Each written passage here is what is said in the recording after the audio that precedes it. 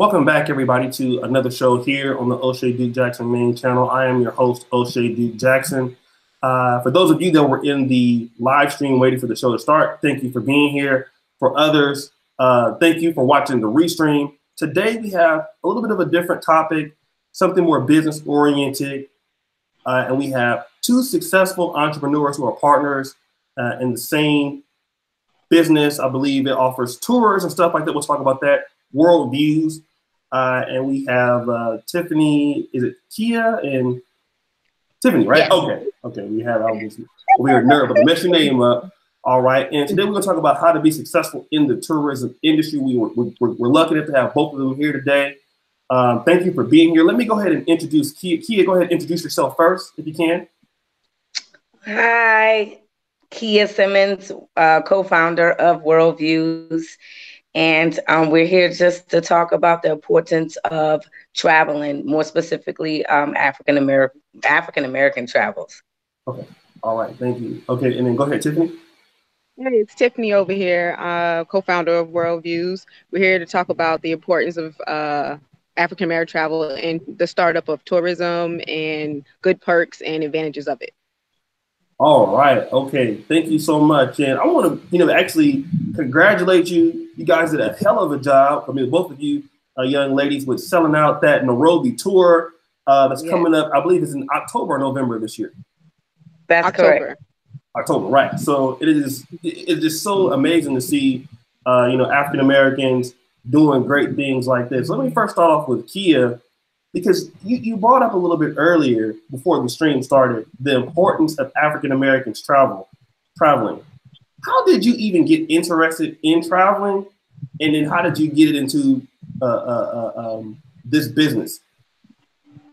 Okay, so Tiffany and I have almost a similar story, a very, very similar story. So, but for myself, I'm ex-military, Army. And my first duty station was Korea. So actually, that was the first time that I had went out the country myself. And so it just sparked that travel bug. And from that point on, I just started traveling, all over. But what I found throughout my travels for myself, more specifically, is I started a journey about 7 years ago just to learn our history and who we are as people in the Americas, more specifically, but how we have influenced the world. And through my travels, I'm able to actually see with my own two eyes what I read, what I've seen in documentaries, what I've heard through folk tales, or what you've heard from your aunts, your ancestors, or your grandmother, or your direct descendants, and to actually be able to put eyes on some of the things that people either write in books or put in documentaries. It's very profound. So for me, that's what's so important with traveling, is to actually put facts or eyes on what you're reading, what you're digesting through different forms of information, and just making it real for yourself. So for me, that was very important, and that has been a staple in my travels. And so I try to implement that in Worldviews as well. Okay, interesting. And Tiffany, what about you? As far as how did you get into also the travel, just traveling leisurely, and then wanted to get into the business? Like she said, we have similar stories. So I got the travel bug in Korea for sure. I was 18 years old in Korea by myself, first duty station. I was Air Force. I want to clear that up. I was not Army, but definitely from there, I learned so much about myself. So that's what made me want to go to other places. And I always learned something that I like this or I like that. I like to do yoga. I'm a Black girl from Eatonville, Florida. Eatonville, Florida, 1887, one of the oldest Black municipalities in America. Just want to put that in there. But I learned things about myself, and I've always been a businesswoman. I'm an entrepreneur. My bread and butter is trucking, actually, believe it or not. My background is logistics in the military. So I've always had that business spirit. So to put my passion and to know my business mindset, it just made sense to go into business with Kia, who shares the same thing. Are you still in the trucking industry yourself? I still am, actually. Yep. We got to do a show about that. I have a big trucker following over here, huge. So that would be very interesting to hear from your perspective. Let me ask you this: both of you have a military background, which is unique for most women that I may come across. That's from our community. But how did you two meet each other? Is what I want to know. From two different branches of the military. I'll let Kia answer. Okay. So we after the military, we both got out of the military and started doing civilian government contracting overseas. So Tiffany was afforded to work in several locations. Both her and I have been able to work in in a lot of locations outside of Iraq and Afghanistan. But her and I met in Afghanistan, where we were working as civilian government contractors. Okay. Yep.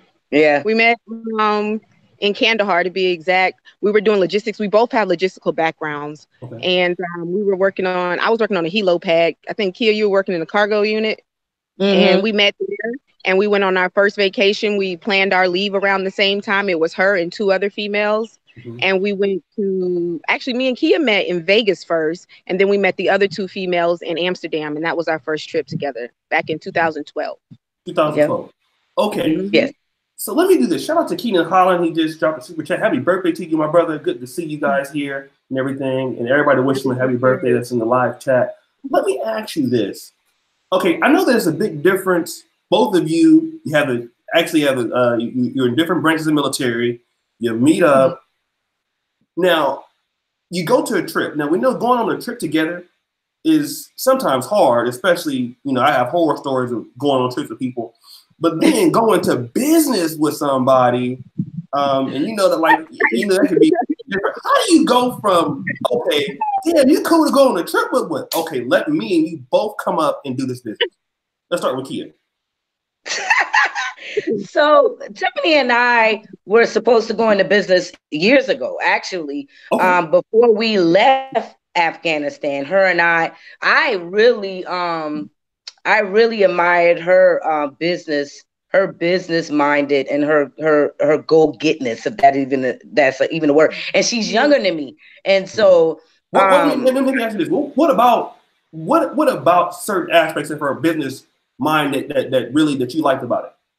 Yeah, I think earlier on when I first met her, because she is younger than me, not that much, but she is younger than me. I'm just like, oh my God, this girl is young. She got her head together, and she's determined, and she get it done. When she says she want to get it, when she says she's going to do something, she's going to do it. So, and that's how it's always been. And I always respected that, out of her. And so we were supposed to do business years ago, like I said before, when we were in Kandahar, but it didn't work out that way. She ended up leaving before I left, and we just went our separate ways. We kept in touch throughout the years. If I needed something, because she always got a business, I'll reach out to her and see, hey, can you do this for me or whatever, and we'll keep in touch. And then more recently, I was back overseas doing contracting, and I was doing a lot of traveling.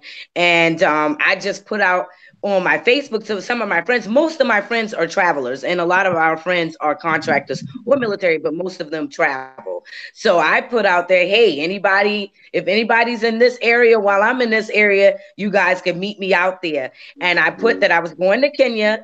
And this time Tiffany hit me up and she was like, listen, I'm not going to miss this trip, okay?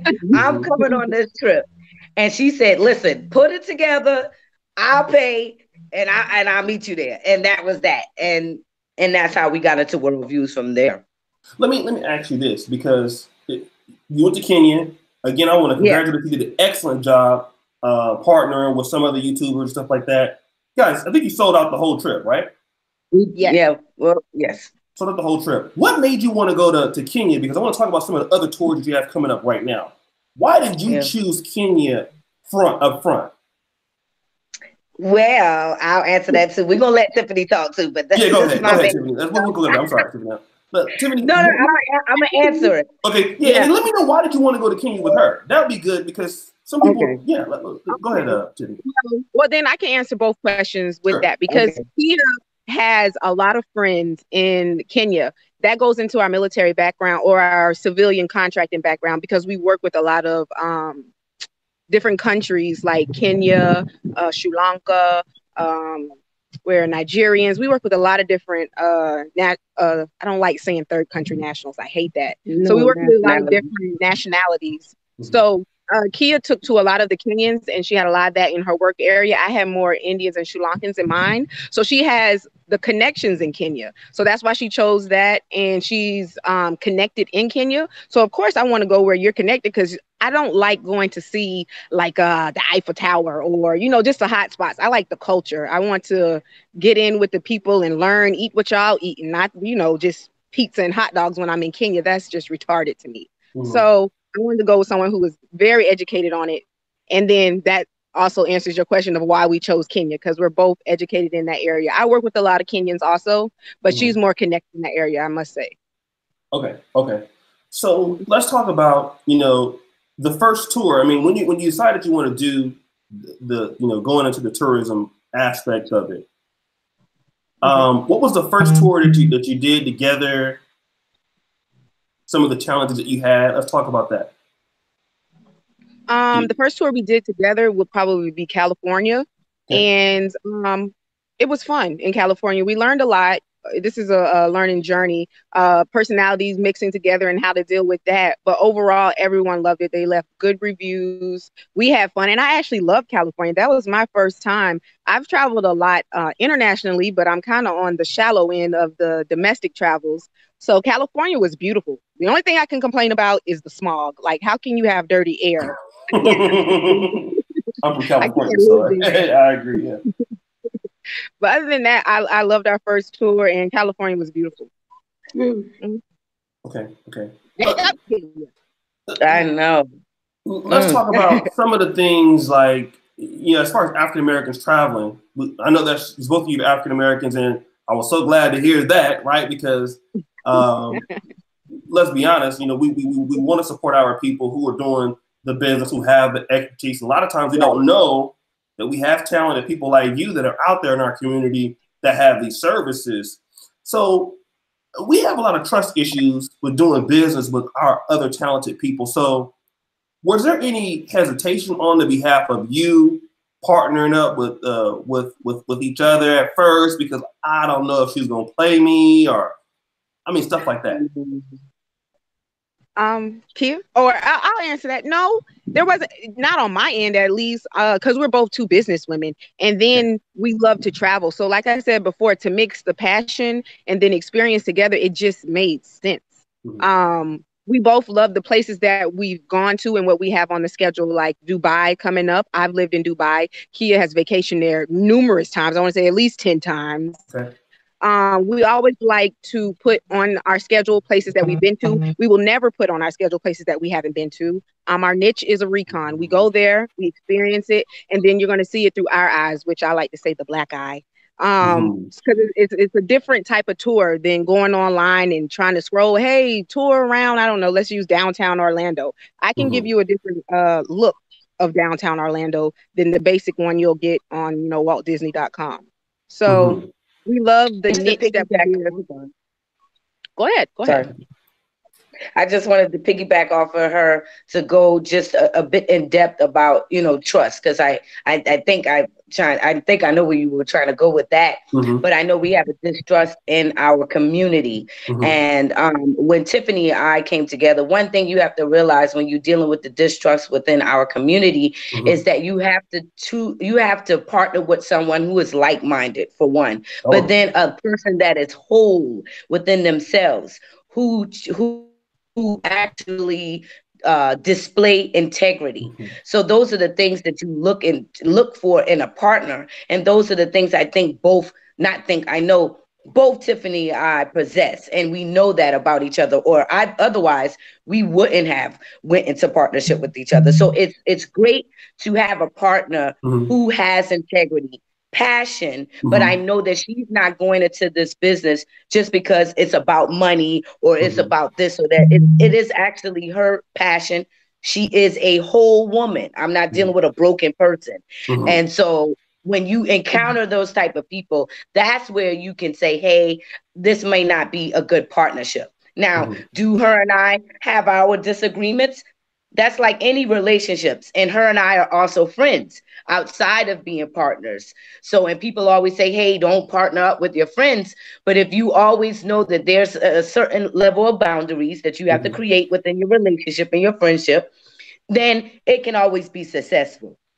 So as Black folks, that we can definitely be successful in business together. It's just you have to make sure that you're dealing with somebody that have those qualities that mirrors the same qualities as yourself. Okay, let me start to ask some questions that are going to be and I'll start with you, Tiffany. Okay, I'm going to be a little tough, right? But I want to talk to you real quick, Tiffany. Okay. And we'll go to Kia. I have the same question. Okay. I've heard about you from the Philip Vibe show. I'm hearing all these great things. Some people already know you. They saw you on Search for Who's channel. Now they're seeing you on my channel. And, we're pretty big influencers in this Black YouTube market. So I'm looking at your travel. Your next trip is to Dubai, right? Correct. Talk to me about just really brief. When is the Dubai trip? Dubai trip is the last weekend in March. Last weekend in March, Last weekend in March. I've lived in Dubai. I used to do this thing called bear basing, and we would have to hop around different places, and we would bear base, basically set up a base from nothing. I was the logistical girl. I just brought all the equipment there. I didn't have to set up. So Dubai was one of the spots. So I got to know the locals and stuff like that. So we can go to the African beach with the African shows. We can go Wadi Bashing, as they call it, in the desert. We're going to go to Abu Dhabi also. It's a 2-city tour. So we're going to go see the capital, because Dubai has 7 emirates. That's what's the United Arab Emirates, the UAE. There's 7 of them. And Dubai is just the most popular one because it was built on tourism. It's not even the most richest. Abu Dhabi is the richest emirate. So we're going to definitely visit Abu Dhabi.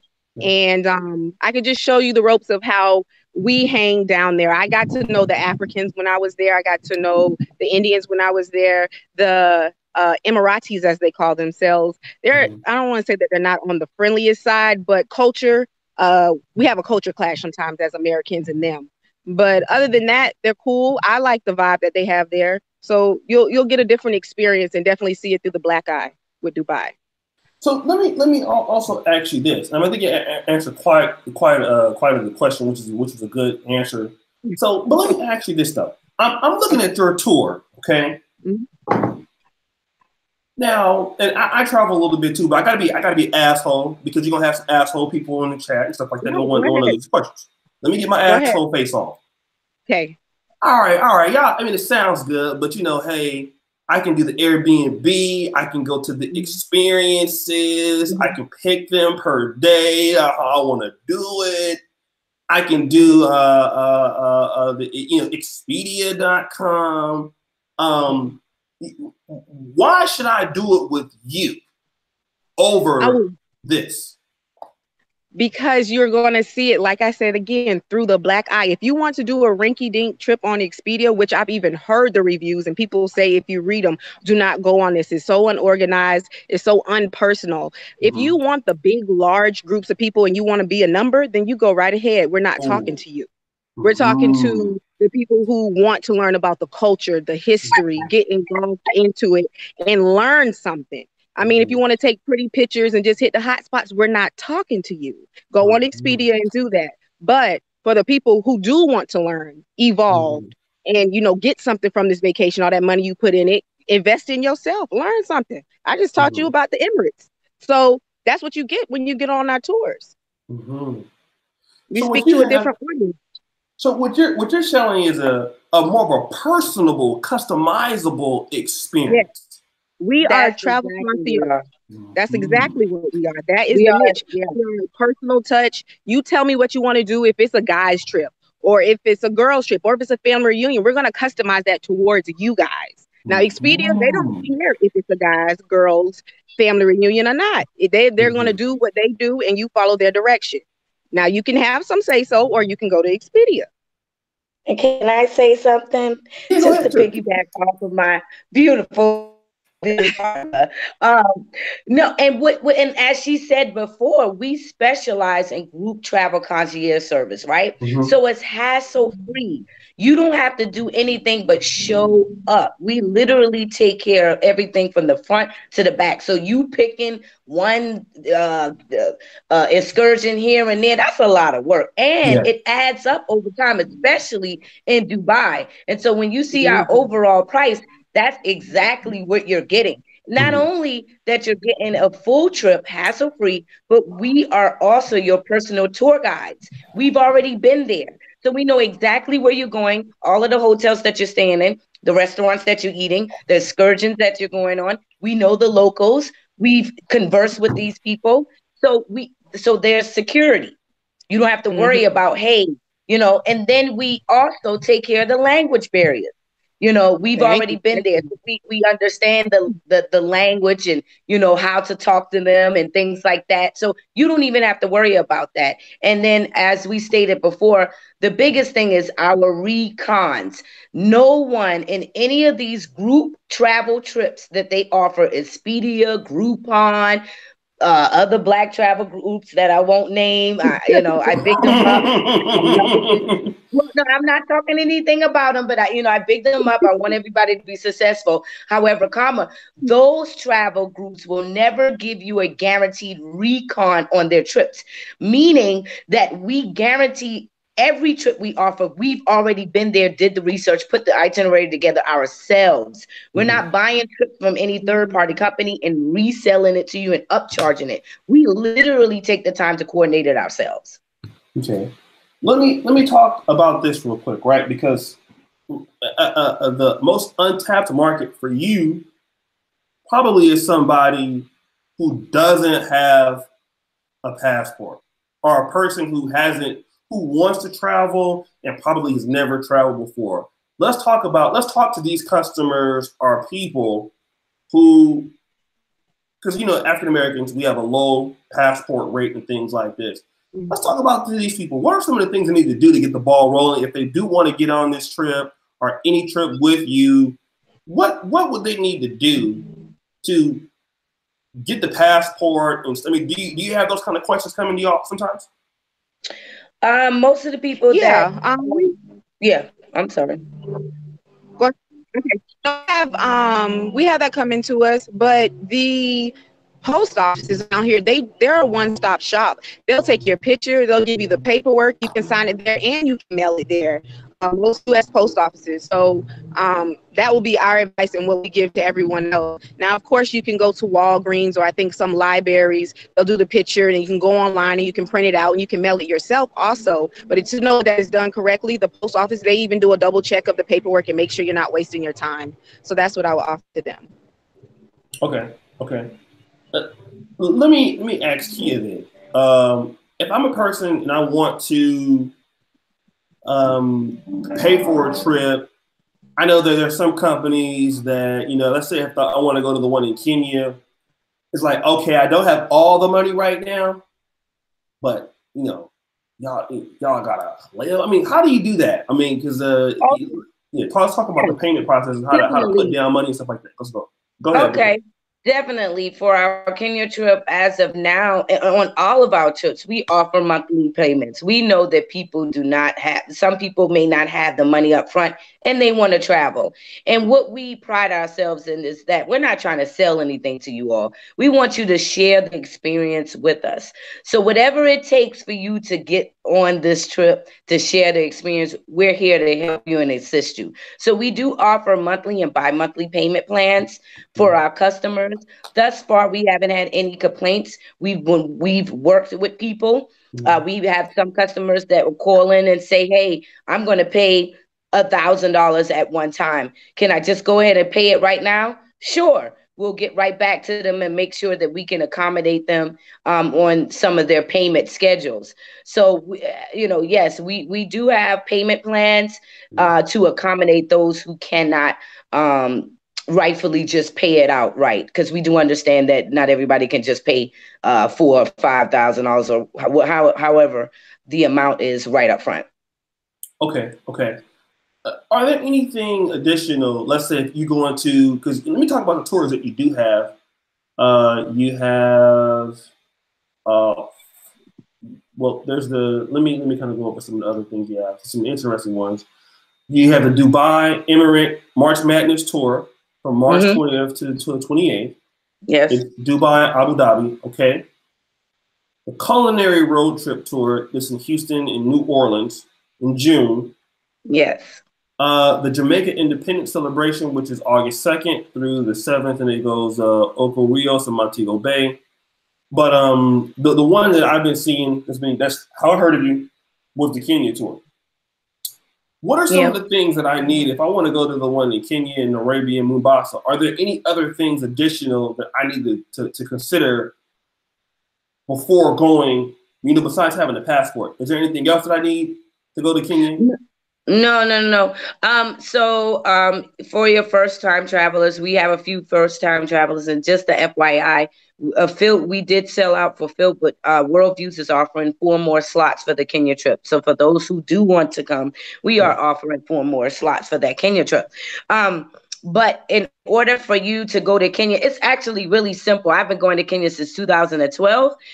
You do not need shots. If you are flying from the United States of America, you do not need shots. If you are flying from a West African country or somewhere else, you may need the yellow fever. Otherwise, if you are like myself, who don't necessarily like taking immunizations for other reasons, and you're flying from the United States, you do not need immunizations. So all you need is your passport. And through our website, because we partner with Visa HQ, then you will be able to process your visa on our website. So it's really easy. And for our trip for Kenya, we are here to assist all of our customers for their domestic flight to JFK. As we stated before, we traveled with you from front to back. So Tiffany will be with the group in JFK, and then I will be on ground in Nairobi to meet you in Nairobi, and we're going to be with you the whole way. So it's real simple. And I saw your interview with Dr. Mumbi, where you went to Nairobi. You went to Nairobi, yes? Yo, me and Dr. Mumbi are really good friends, yes. You did what? Me and Dr. Mumbi are good friends, yes. Yes. But you went to Nairobi, yes? Absolutely, yes. Okay, so I'm going back next month to go see her, yeah. So I'll be there. Great. Great. I just came back January the 2nd. So I was there too. I was supposed to link up with her, but I think she was on holiday in Lamu and I was in Mombasa. So it was a bit far. But it's real simple. As you saw, Nairobi is very metropolitan. It's like a African New York.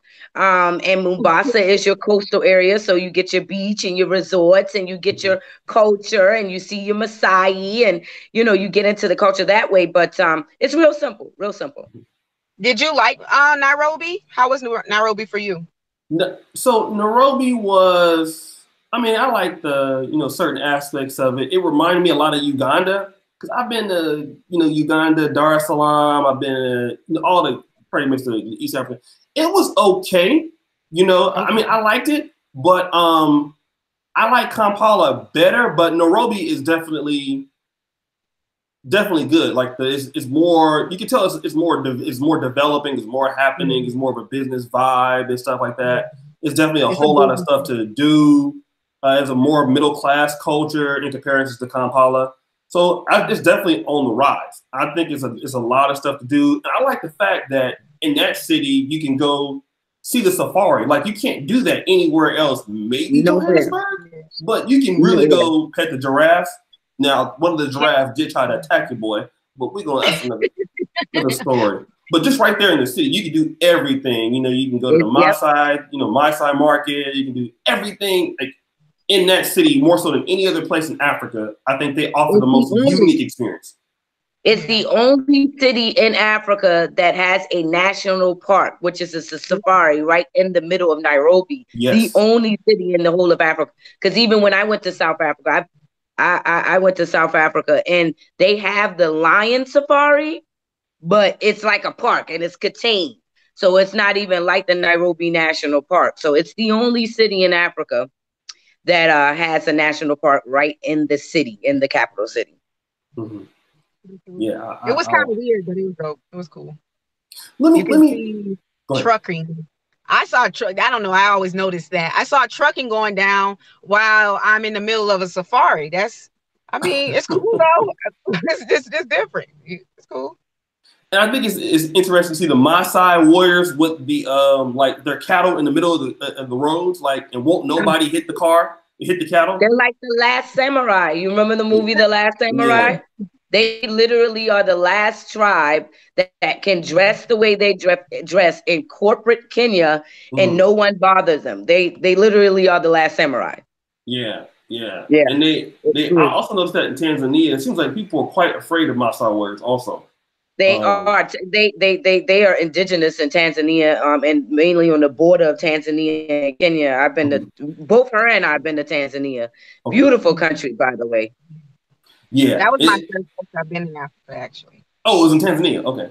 Let me also ask you this: do you ever see yourself expanding into more? I mean, I know you have these places for the markets like right now, but do you see yourself expanding into more cities, more places, more places in the next 2 to 3 years?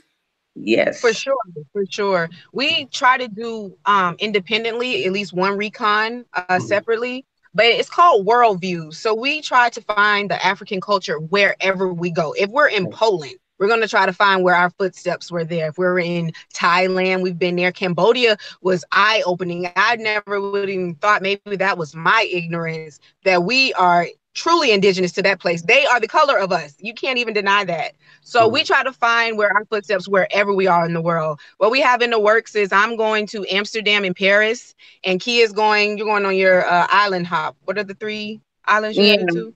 I'm going to Panama, Honduras, and Costa Rica. And then the latter part of the year, I'm going to Papua New Guinea, Australia, and New Zealand. So we try to make it our business to definitely for 2020, we got a great schedule as well.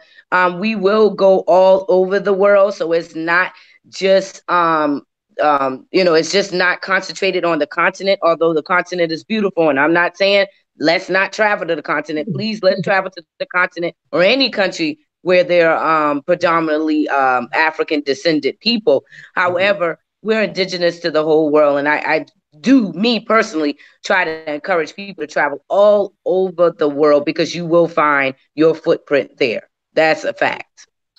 Let me ask you this, to kind of go back to the business side for future entrepreneurs who might not want to do, the same thing that you're doing, but other stuff.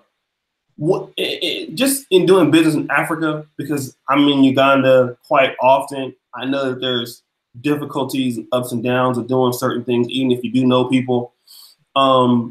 What advice would you give? I'm gonna ask 2 questions. Number one, when things are not going your way in the tourism industry, because being a travel person and then going into this as a business, what advice would you give when those times are coming and they're tough and things, you lose money and stuff like that happens, to future entrepreneurs? And then the second question is doing business in Africa with other people. Has it been, decent? Has there been a lack of transparency in certain situations? So I guess I'll ask the first question. What advice would you give when things are going kind of tough in the business and then I go on this plan? How do you stick that out? Okay, I'll answer the first question and I'm gonna let Kia answer what it's like doing business in Africa. Okay. What advice I would give to entrepreneurs going up or coming up in the business? I like to do quotes and short sentences that mean something.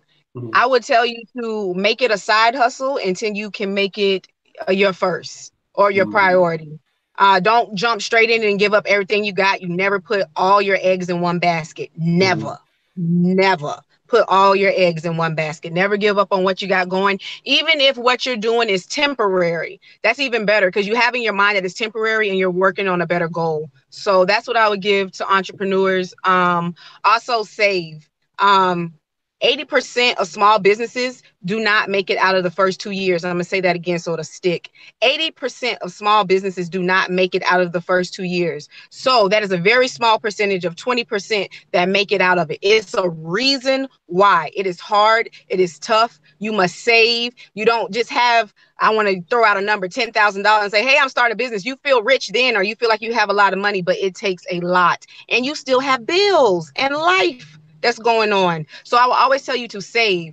For those 2 years, they're already letting us know due to the percentages that it's going to be rough. So calculate your bills. How much will it take for you to save 2 years worth of bills? And then that's how you know when it's ready to stop it from being a side hustle and going on and being your priority. You got your savings together. You already know it's going to be a tough 2 years. And sacrifice. You cannot get anything without sacrifice. You must sacrifice something. Like my first 2 years into business, I moved back in with my mother. Okay. Yeah. I wasn't trying to have bills or anything like that. I knew it was going to be rough. I had to cut certain things. I left Verizon and I went with Cricket. Okay. Verizon is $150 a month. Cricket is $60. I had to cut down on my bills and I had to sacrifice. And I will say now I have 4 business up and running with an awesome business partner. She is my first partnership. I want to say that. So it's not hard to go business with friends. It was actually an easy, transition when it's a friend versus somebody that I don't know. So that was my take on friends and businesses and any advice I can give to entrepreneurs out there. Okay. Great advice. Kia, what about, doing business on the continent, especially as an African-American? Sometimes it can be a little bit difficult, at least in my experience. How have you handled that? I first started our first venture back in 2012, and it's always been in Kenya. So for me, the experience was actually pretty good. What we learned is as long as you have the money, you can get whatever you want. To be in places like that, as long as you have the money, the red tape actually disappears. So I haven't had a difficult problem, even when I was purchasing some land there with another business partner I had to have a Kenyan business partner in order to do that. However, that was an easy transition. I had no issues. Again, if you have the money, the red tape that they say that you have to go around, it actually disappears. So I did not have difficulties dealing or doing business in Kenya specifically, and even with us doing business now in Kenya, because Kenya is our international hub. We haven't had a difficult. The only thing I would say is emailing these people. It's been a headache. I don't know if they don't check their emails, if they don't believe in emailing, but that is one difficult thing. So I literally waited until I went to Kenya to go speak to these people face to face, because it's difficult to get somebody on the email. Otherwise, they really try to help you, try to work with you. They were really excited about what we're going to do in October and what we're going to do for the future of partnering up with Kenya, because again, that's our international hub. So there's a lot of things that we're going to be doing outside of the travel experience with Worldviews.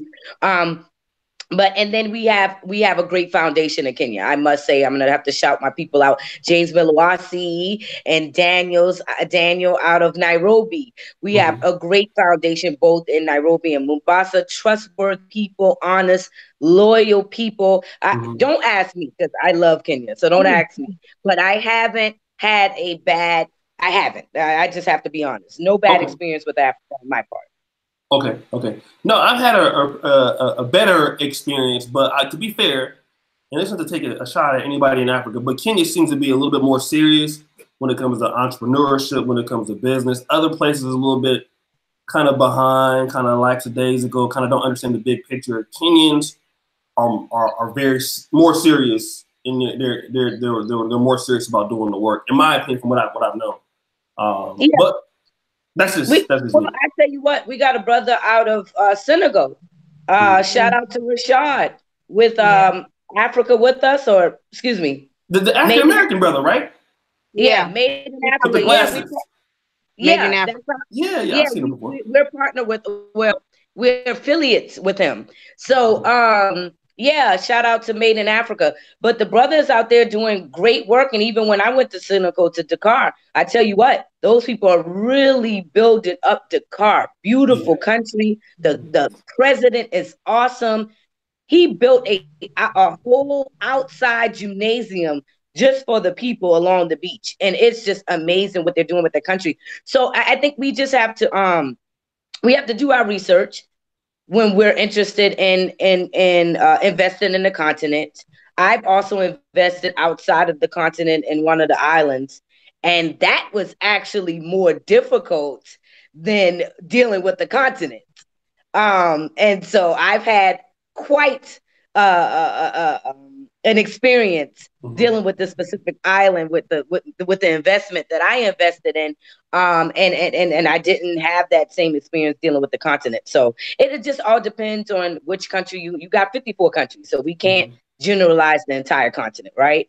And we're so diverse as a people, and the Africans on the continent are very diverse people. So just do your research. Okay. Yeah. No, absolutely. I definitely understand. So I don't know. I know that it's Valentine's Day. I know that you ladies have things to do, but I do thank you for coming on. Unless there's something else you wanted to say as far as how you wanted people to know. Now, tell people your website again. If they want to book tours, if they want to do all that stuff, where can they find you at? Sure. Our website is WorldviewsLLC.com. We're on Instagram, Worldviews Travel Group. We're also on Facebook, Worldviews, and we have a group page, Worldviews Travel Group on Facebook also. You can hit us up through DM, IM, email. We contact you within 24 hours, we promise. You can go straight to the website. There's a place to contact us on there too. Okay, and all of our upcoming events, I'm going to let Kia go over our calendar.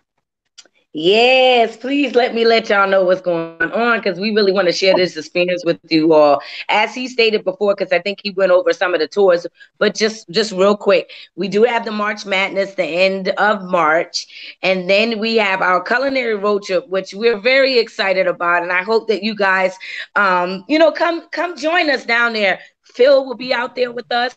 You know, Phil like to eat. Sorry, Phil.